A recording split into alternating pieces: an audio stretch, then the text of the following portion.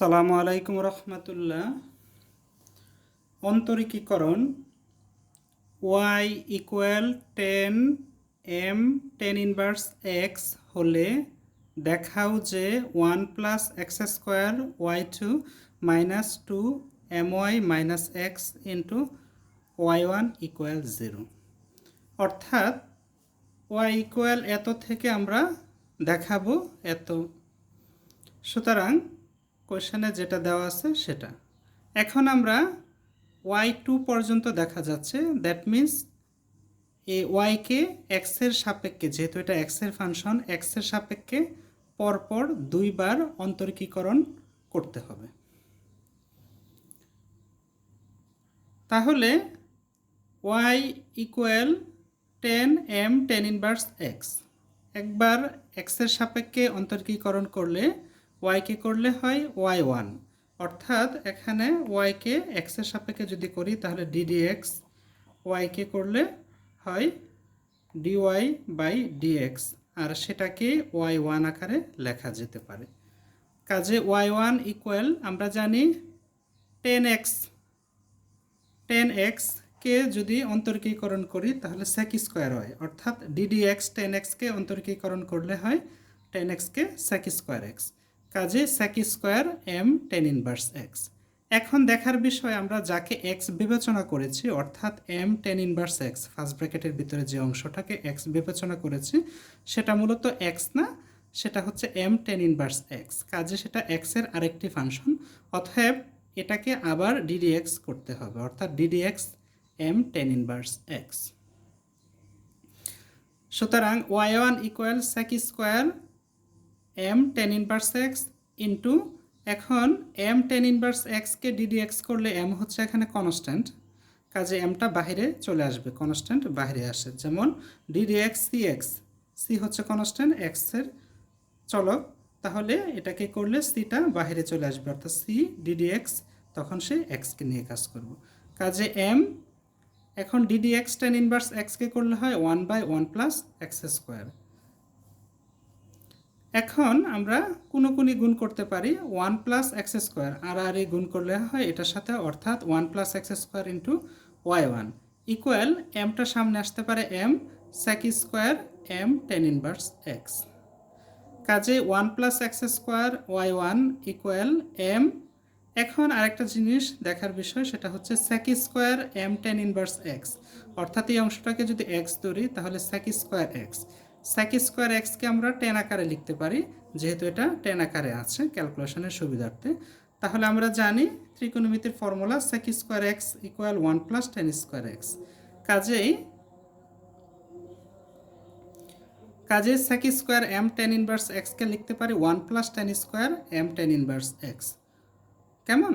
অর্থাৎ sec square x সমান 1+10² x, যেখানে x হচ্ছে m টেন ইনভার্স x। এখন 1+x² y1 equal m into 1+, এবার দেখি y equal 10m ten inverse x, অর্থাৎ y ইকুয়াল এত 10 আকারে, যেহেতু এখানে 10 স্কোয়ার, কাজে এটাকে আমরা যদি উভয় পাশে স্কোয়ার করি তাহলে y square equal 10² m tan inverse x, অতএব 10² m টেন ইনভার্স x কে y স্কোয়ার লেখা যেতে পারে। এখন 1+x², এখানে ইউবির ফাংশন হতে পারে, একটা হচ্ছে 1+x² আর একটা হচ্ছে y1, কাজে এটাকে ইউ এটাকে বি বিবেচনা করলে ইউবের ফাংশন আমরা আবার দ্বিতীয়বার অন্তরীকরণ করব। অর্থাৎ এই মেথডটা হচ্ছে ddx ইউb, এই ফর্মুলা অনুসারে একবার ইউ কনস্ট্যান্ট থাকবে আর একবার বি কনস্ট্যান্ট থাকবে, কাজে ইউ কনস্ট্যান্ট রাখলে ddx বিকে নিয়ে অন্তরীকরণ করব, আবার যখন বিকে কনস্ট্যান্ট বিবেচনা করব তখন প্লাস বি, তখন ddx ইউকে অন্তরীকরণ করব। তাহলে এখানে 1+x² y1, কাজে এটাকে যদি রেস্টে রাখি, বাহিরে রাখি, 1+x² ddx y1 প্লাস আবার y1 কে যদি রেস্টে রাখি, কনস্ট্যান্ট হিসাবে বাহিরে রাখি, তাহলে ddx করব 1+x² কে নিয়ে ইকুয়াল m। এখন আবার ddx করব 1+y² কে নিয়ে, এখানে m মূলত কনস্ট্যান্ট, কাজে mটা বাহিরেই থাকবে। কেমন? এরকম। কাজেই 1 প্লাস এক্স স্কোয়ার, এখন ডিডিএক্স ওয়াই ওয়ানকে যদি এক্সের সাপেক্ষে অন্তরীকরণ করি তাহলে হবে y two plus y one, এখন ডিডিএক্স 1 প্লাস এক্স স্কোয়ার। এখন দুইটা আলাদা যদি করি, ডিডিএক্স ওয়ানকে অন্তরীকরণ করলে 1 হচ্ছে এখানে কনস্ট্যান্ট সংখ্যা, কাজে এটাকে করলে 0 হয়। ডিডিএক্স সি বা কোনো সংখ্যা যখন হবে প্লাসের বা মাইনাসের তখন এটাকে করলে 0 হয়। কাজে 0 প্লাস, এবার ডিডিএক্স এক্স স্কোয়ারকে করলে হয় 2x, কাজে 0 plus 2x that means 2x, অর্থাৎ y one into 2x equal m. এখন ডিডিএক্স 1 প্লাস ওয়াই স্কোয়ারকে নিয়ে যদি কাজ করি একইভাবে, ডিডিএক্স 1 কনস্ট্যান্ট, কাজে এটা হবে 0 প্লাস ডিডিএক্স ওয়াই স্কোয়ারকে করলে হয় 2y, কাজে 0 plus 2y that means 2y, অর্থাৎ m ইন্টু 2y। এখন আমরা যাকে y বিবেচনা করতেছি, এক্সের সাপেক্ষে কাজ করছি অন্তরীকরণ, তাহলে এটাকে আবার অন্তরীকরণ করা যাবে, অতএব ডিডিএক্স ওয়াই। এখন 1 plus x square y two plus সাজিয়ে লিখলাম 2x y one equal m into 2y। এবার ডিডিএক্স ওয়াইকে করলে ওয়াই ওয়ান হয়, অর্থাৎ ডিডিএক্স ওয়াইকে করলে ওয়াই ওয়ান, কাজে ওয়াই ওয়ান লিখলাম। অতএব 1 plus x square y two plus 2x y one equal সাজিয়ে লিখলাম 2m ওয়াই ওয়ান। এখন আমাদের প্রমাণ যেটা করতে হবে সে দিকে আমরা ধাবিত হই, কাজ অন্তরীকরণ দুইবার হয়ে গেল, এখন জাস্ট সাজিয়ে লিখব। অতএব 1 plus x square y two, এখন এটাকে যদি সামনে নিয়ে আসি এ পাশ থেকে এ পাশে হলে প্লাস মাইনাস হয়ে যাবে, অর্থাৎ minus 2m y one plus 2x y one equal 0।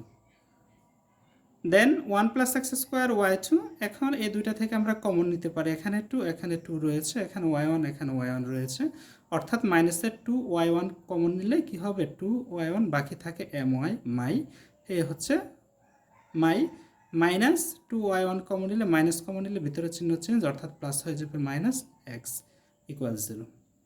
এখন আমাদের দেখার বিষয় এখানে 2 আর ওয়াই ওয়ানটাকে ওই পাশে রাখা হয়েছে বাম পাশে ব্র্যাকেটের, কাজে এটাকে আমরা ওই আকারে সাজিয়ে যদি লিখি 1 প্লাস, সুতরাং 1 plus x square y two minus 2, এই ওয়াই ওয়ানটাকে ব্র্যাকেটের ওই পাশে নিয়ে আনলাম, অর্থাৎ m y minus x y one equal 0, সেটাই দেখানোর বিষয় শুট।